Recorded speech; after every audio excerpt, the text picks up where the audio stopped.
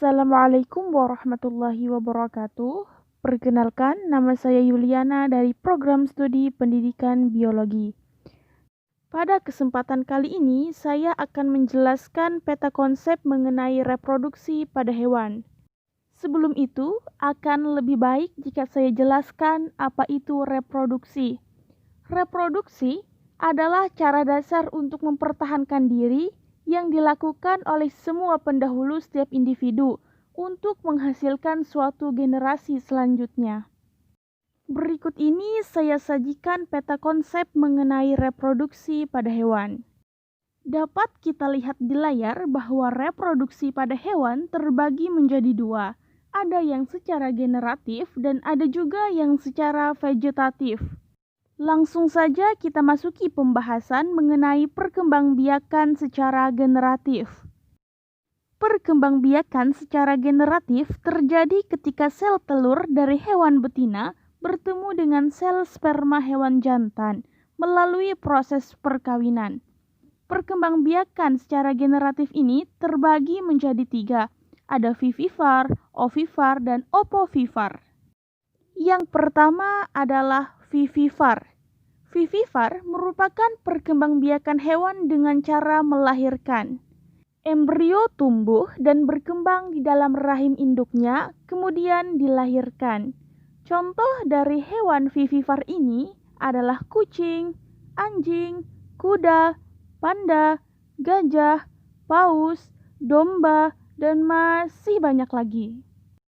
Yang kedua adalah ovivar. Ovivar merupakan perkembangbiakan hewan dengan cara bertelur.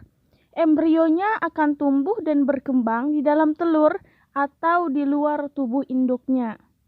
Contoh dari hewan ini adalah ayam, bebek, angsa, penguin, dan lain sebagainya. Yang ketiga adalah ovovivar.